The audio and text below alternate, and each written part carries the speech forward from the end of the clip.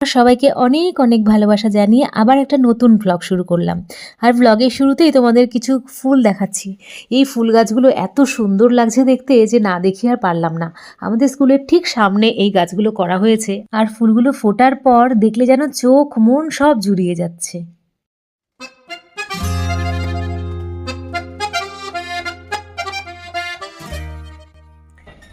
Welcome বন্ধুরা, তোমাদের সবাইকে আরেকবার স্বাগত জানাচ্ছি আমার ব্লগে। তো আমি মেলা থেকে ফিরছিলাম, আর যা শীত পড়েছে বন্ধুরা, কি বলবো, আমরা কি শীতের মানুষ বলো? আমরা গরমে থাকা মানুষ, মানে গরমে ঘাম দরদর করে গড়িয়ে পড়বে, তার মধ্যে আমরা থাকা মানুষ। সেইখানে যদি এরকম শীত পড়ে 11-12তে নেমে যায়, তাহলে আমাদের আর কি উপায় বলো? আমাদের এই কাঁপুনি অথবা কম্বল মুড়ি দিয়েও পা গরম হচ্ছে না, এরকম একটা সময়ের মধ্যে দিয়ে আমাদের এখন দিনগুলো চলছে। আশা করি তোমাদেরও এমনই চলছে। তো যাই হোক, চলো একটা নতুন ব্লগ শুরু করা যাক, তোমাদের অনেক অনেক ভালোবাসা জানিয়ে। এই ড্রেসটা পরেছিলাম, তোদের তো দেখানো হয়নি, তাই সোয়েটারটা খুলে রাখার সময় একটু তোমাদের ড্রেসটা দেখিয়ে দিলাম। এই ড্রেসগুলো তো পরাই হয় না কবে থেকে আমার, না যেহেতু স্কুলে সেই সালোয়ার কামিজ পরে যাই, তো আজ একটু পরার সুযোগ পেয়েই পরে নিয়েছি। এখন চা খাবো, চা করা হয়ে গেছে, এসে সবাইকে চা দিয়ে দিলাম। এই যে আমার চা। ছেলের জন্য চিকেন স্যাটে নিয়ে এসেছিলাম, দিলাম। তাছাড়া অনেক কিছু এনেছি, মানে বেশিরভাগই সব খাবার দাবার, তবে কয়েকটা জিনিসও এনেছি, দাঁড়াও দেখাচ্ছি। বেশ কয়েকটা পছন্দের জিনিস আমার। দাঁড়াও একটু চাটা চুমুক দিই। এই দেখো, এটা হচ্ছে একটা শোপিস, সুন্দর দেখতে লাগলো। এটা ঠাকুর ঘরের সামনের দরজায় ভাবছি কি ঝুলিয়ে রাখবো, কারণ ওখানে কোনো ডোর নেই, ডোর বন্ধ করতে বা খুলতে অসুবিধা হবে না। ও, এটার আসল সৌন্দর্যটা দেখাইনি, দাঁড়াও। এই যে লাইটটার ব্যাটারিতে চলছে, কতদিন চলবে জানি না, লাইটটা একটু অফ করেই রাখি। এবার আমার কিছু প্রিয় জিনিস এনেছি, পছন্দের জিনিস আমার জন্য, সেগুলো দেখাই। দাঁড়াও, এটা সাইড করে রাখি আগে। মানে ওখানে একটা স্টল বসেছিল, বোলপুর সোনাঝুরি থেকে এসেছিল ওরা, ওদের কাছ থেকে নিলাম। দারুণ ম্যাচ হয়ে গেছে একদম, তিনটে জিনিস। এই দেখো, দেখো এই হারটা নিলাম। আমার একটা ব্ল্যাক পিওর সিল্ক আছে, ওটার কথা মাথায় রেখে নিয়েছি, ব্ল্যাক অ্যান্ড হোয়াইটে আছে, দারুণ ম্যাচ করবে এটা, ওই জন্য এটা নিলাম। ঠিক আছে, আর এর সাথে কোনো দুল ছিল না, তো ম্যাচ করে আবার দুটো দুল নিলাম। দেখাচ্ছি দেখাচ্ছি, আমার তো দারুণ পছন্দ হয়েছে। এই যে এইরকম দুখানা দুল নিয়েছি সাথে, আর তার সাথে ম্যাচ করে দুটো চুড়িও নিয়েছি। ভীষণ সুন্দর, আমার খুব ভালো লাগে এই চুড়িগুলো। তো এই বোধহয় ফার্স্ট টাইম আমি নিলাম, ওই শাড়িটার সাথে সত্যি খুব সুন্দর যাবে, ওই কারণে আরও নিলাম। দুটো নিয়েছি, ভালো লাগবে, হাতটা একটু ভরা ভরা লাগবে।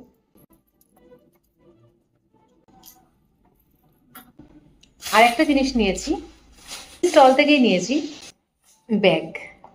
মানে শান্তিনিকেতনে না গিয়েই শান্তিনিকেতনের সমস্ত বাজার আমি তুলে নিয়ে এসেছি।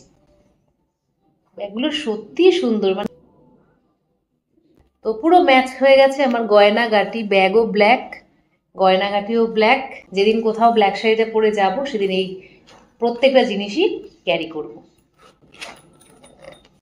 মোবাইল তো এটা যাবেই, আরও ব্যাগও, ছোট পার্সও এটা যাবে। দেখো এইটুকুনি, তো বুঝলে কত কিছু বাজার করেছি। আমার চাটা ঠান্ডা হয়ে যাচ্ছে, খেয়ে নিই। তো এখন আমার একটুখানি স্কুলের কাজ আছে, করতে বসবো, পাশাপাশি ব্লগটাও একটু এডিট করতে বসতে হবে। তবে সত্যি কথা বলতে কি, মানে সারাদিন ধরে ব্লগে অনেকটাই সময় দিই, কিন্তু আমার চ্যানেলের রিচ একদমই ডাউন হয়ে যাচ্ছে। তবে হ্যাঁ, আমি ভেবে নিয়েছি যে ভিউজের কথা ভাববো না, একদম একদম ভালো ভালো পজিটিভ কন্টেন্ট আমি দিতে থাকবো। কারণ দেখো, ভালো ভালো জিনিস যে সবসময় খুব ভালো চলবে এমন কিন্তু নয়। দেখা যায় যে ভালো ভালো জিনিসই কম চলে, বরং যেগুলো চটকদার সেগুলো বেশি চলে। তার মানে তো এই না যে আমার কন্টেন্ট ভালো নয়। আমি তো এটা একদমই মনে করি যে আমার কন্টেন্ট যথেষ্ট ভালো, এবং আমার কন্টেন্টে একটা এমন জীবন আমি দেখানোর চেষ্টা করি যেটা থেকে অনেকেই উদ্বুদ্ধ হতে পারে। আর আমার জীবন একদম ন্যাচারাল জীবন, আমি খুব একটা বেশি মশলাদার জীবন করতে চাই না। যদি সিচুয়েশনের কারণে কখনো আমার জীবনে মশলাদার কিছু চলেও আসে, সেই মশলা দিয়ে আমি আমার কন্টেন্ট বানাই না। জীবনে তো নেগেটিভ পজিটিভ আসবেই। চেষ্টা করি ভালো ভিডিও বানানোর, এটুকু বলতে পারি। পরিস্থিতি তার জন্য যা করবে সেটা আমি মেনে নিতে রাজি আছি। আমার পার্সোনালিটি বা ব্যক্তিত্বের বাইরে তো আমি যেতে পারবো না। আমার এই পথ চলায় তোমাদের সঙ্গে চাই, থেকো। তো সবাইকে জানিয়ে দিই নিউ ইয়ারের অনেক অনেক শুভেচ্ছা। নিউ ইয়ারে এই প্রথম ক্যামেরাটা হাতে নিলাম, সবাইকে প্রথমে জানাবো হ্যাপি নিউ ইয়ার। নতুন আরও একটা বছর পড়লো, আমাদের নতুন নতুন ইচ্ছে, নতুন নতুন উৎসাহ, নতুন নতুন উদ্যম আরও একটুখানি বুস্ট আপ হয়ে যাবে। মানে এই 2025-এ পা রেখে মনে হচ্ছে এই কদিন আগে 2000 সাল পড়লো, দেখতে দেখতে 25 বছর হয়ে গেল। তো যাই হোক, তোমাদের সবাইকে নতুন বছরের অনেক শুভকামনা। আজকে সারাদিন মানে ক্যামেরা হাতে নিতে পারিনি, কারণ অনেক কাজ ছিল, যেহেতু এক্সাম শুরু হচ্ছে বলে কোশ্চেন আছে, একদম করতেই হবে। কোশ্চেন অনেকগুলো করার ছিল, করলাম। আর এখন রাত্রিবেলা একটুখানি এই যে বিরিয়ানি নিয়ে এসেছি, এইটাই খাওয়া হবে। এটাই হচ্ছে আমাদের নিউ ইয়ার সেলিব্রেশন। তো বিরিয়ানি খেয়ে আজকের দিনটা স্টার্ট করলাম। আর সকালে অবশ্য রান্নাবান্না করেছিলাম, দুপুরবেলা ঘরের রান্নাই খেয়েছি। চলো খাই। দেখি লেখা CHK লাহারি, চিকেন লাহারি। বাবা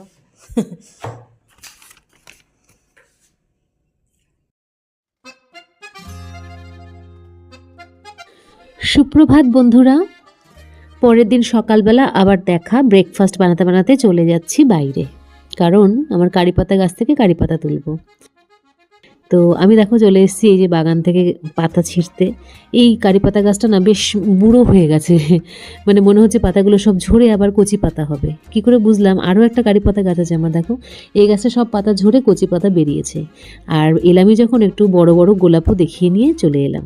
তো দেখো একটু ঘি দিলাম প্যানে, তার উপরে দিলাম ফোড়ন সর্ষে, সর্ষে ফোড়ন দিয়ে ঢেকে রেখেছিলাম। তারপরে কয়েকটা ছোটোখাটো সবজি, যেমন ধরো গাজর, ফুলকপি, তারপরে পেঁয়াজকলি, এই সমস্ত দিয়ে ভাজা ভাজা করে একটা ডিম ফাটিয়ে দিলাম। ডিমটাকে দিয়ে একসাথে নেড়ে চেড়ে নিচ্ছি। নিয়ে এই যে একটা সবজি মতো তৈরি হয়ে গেল, যার মধ্যে শুকনো লঙ্কা ফোড়ন দিয়েছি।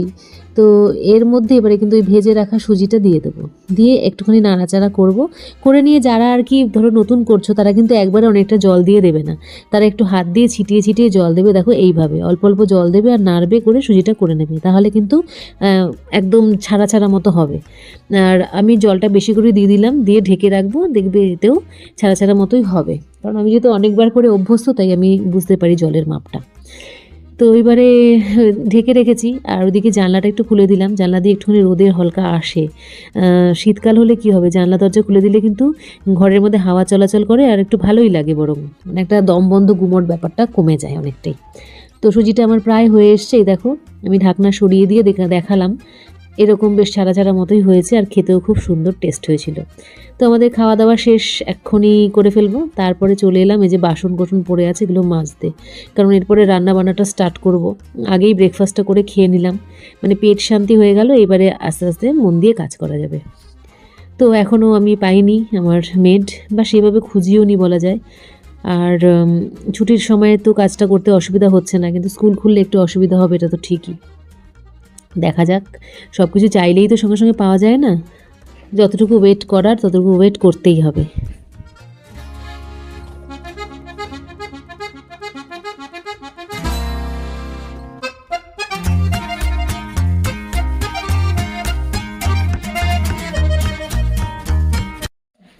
আজকে আবার করব ট্যাংরা মাছ। একটু ছোটো ছোটো সাইজের ট্যাংরা মাছ এনে রাখা ছিল ফ্রিজে। তো সেই মাছগুলো তো কেটেই দেয় এখন দোকানিরা, তবে বাড়িতে আনার পরে একটু তো ধুই করে নিতেই হয়। যেমন এই ট্যাংরা মাছের ক্ষেত্রে আমি দেখেছি যে ফুলকোগুলো থেকে যায়, ওগুলোকে ফেলে না। তো এই ফুলকোগুলোকে টানলেই অনেকটাই ময়লা পরিষ্কার হয়ে বেরিয়ে আসে।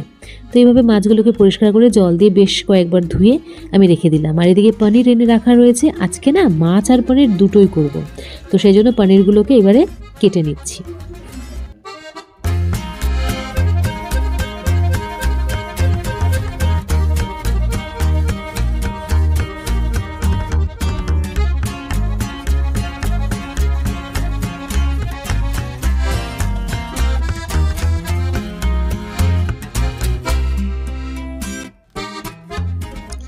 এবারে এই যে বাজার থেকে নতুন আলুগুলো আনলে না খুব মুশকিল হয়ে যায়, কারণ এগুলোকে রেখে দিয়ে কাটতে গেলে অসুবিধা হয়, কারণ এই আলুগুলো মানে এত বালি ভর্তি থাকে না, সেই জন্য এরভাবে ধুয়ে যদি আগে থেকে রেখে দেওয়া যায় তাহলে টুকটুক করে কেটে নেওয়া যায়, আর খোসাও ছাড়াতে হয় না।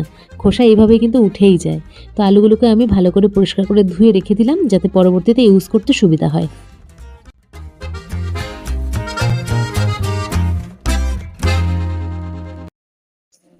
এইবারে বসিয়ে দেবো শাক।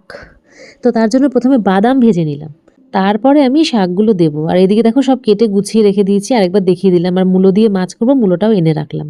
তো আগে শাকটা করে নিই, বেতো শাক। বেতো শাক খুবই ভালো লাগে, মানে মাঝে মাঝে আমাদের হয়, তবে মাঝখানে একদিন কলমি শাকও হয়ে গেছে, সেটা আর শেয়ার করা হয়নি। ওইদিকে শাকটা হতে হতে এদিকে আমি মাছগুলো ভাজার জন্য রেডি করব। মাছে নুন আর হলুদ দিয়ে মাখিয়ে নেব। ওইদিকে প্যান বসিয়ে দিয়েছি, একটা একটা করে ছাড়বো আর ভেজে নেবো। তবে ট্যাংরা মাছ ভাজার সময় অনেক সতর্কভাবে ভাজতে হয়, না হলেই একদম তেল ছিটে মুখে বা হাতে পায়ে লেগে যায়। তো সেই জন্য আমি কীভাবে ভাজবো সেটাও আজকে তোমাদের সাথে শেয়ার করব। এবার পনিরের জন্য আলুগুলো যে ধুয়ে রেখেছি তার মধ্যে থেকে একটা কেটে নিচ্ছি, একটাই আলু দেবো, 1 পিস। এইভাবে ডুমো ডুমো করে কেটে রেখে দিচ্ছি। আর এরপরে কিন্তু আমি মূলোটাও কেটে নেবো, কারণ মূলো দিয়ে ট্যাংরা মাছ করব। মূলোকে ঝিরি করে কেটে ট্যাংরা মাছ দিয়ে করে খেয়ে দেখো, ভীষণ টেস্টি হয়। আমি তো আগেও অনেকবার শেয়ার করেছি, আরও একবার দেখাচ্ছি। তবে হ্যাঁ, একদম ঝিরি করে মূলোটা কাটতে হবে।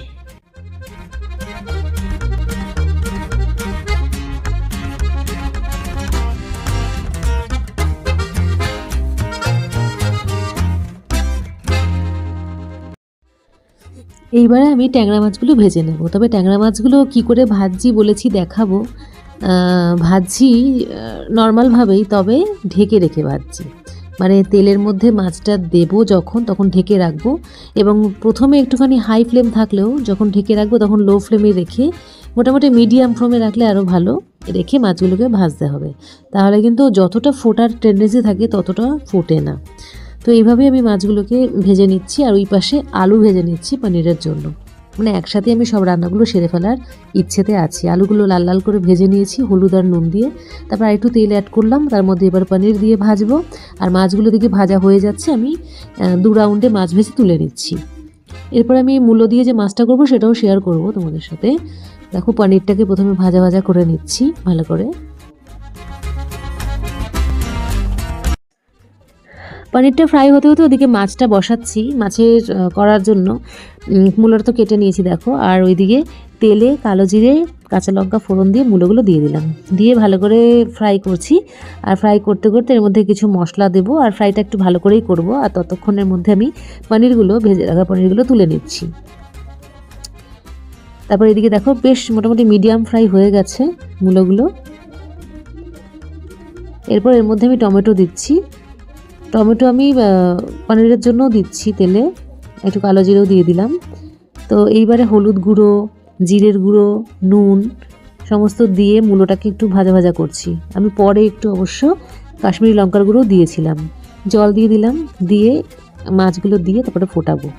দেখো মাছগুলো একদম ছেড়ে দিলাম ঝোলের মধ্যে। আর এইদিকে আমি একটা মশলা করেছিলাম যার মধ্যে রয়েছে বাদাম, পোস্ত, আদা, কাঁচা লঙ্কা, এই সমস্ত দিয়ে আমি মশলাটা করেছিলাম। মশলাটা দিয়ে দিলাম টমেটোর মধ্যে, আর তার মধ্যে দিলাম জিরের গুঁড়ো আর নুন দিয়ে ভালো করে ফ্রাই করছি। এখানে কিন্তু হলুদ দিইনি আমি, মানে এই রান্নাটা আমি হলুদ ব্যবহার করিনি, তাতে খুবই ভালো হয়েছিল খেতে। আর কী কী দিচ্ছি পরপর দেখতে থাকো। আলু আর পনির ফ্রাইটা দিয়ে দিলাম এই গ্রেভিটার মধ্যে, দিয়ে বেশ ভালো করে নাড়াচাড়া করছি। তারপর এর মধ্যে আমি অনেকক্ষণ ধরেই নাড়াচাড়া করেছি। করার পর এর মধ্যে আমি দিয়ে দেবো কড়াইশুঁটি চুলে রেখেছিলাম। এই সময় কিন্তু পনিরে কড়াইশুঁটি দিলে বেশ ভালো লাগে খেতে। দেখো বেশ মাখো মাখো মতো হয়ে গেছে। এবার এর মধ্যে আরেকটুখানি জল অ্যাড করলাম। এর মধ্যে কিন্তু এবারে আমি দিয়ে দেবো কড়াইশুঁটি, তবে একটু ঢেকে গ্রেভিটা আর একটু গাঢ় করে নিয়েছি দেখো। আর সবথেকে যেটা মানে খাসিয়াত এটা, সেটা হচ্ছে ধনেপাতা দেওয়া। ধনেপাতা একটু বেশি পরিমাণে আমি দিলাম পনিরটার মধ্যে। আর এদিকে মাছটাও দেখো হয়ে গেছে, ঢেকে রেখেছিলাম।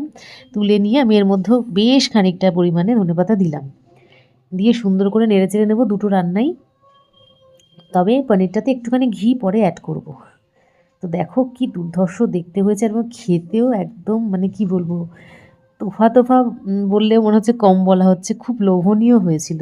পনিরটা তো অসাধারণ হয়েছিল, আর মাছটাও তো মূলোর জন্য আরও দারুণ লেগেছে।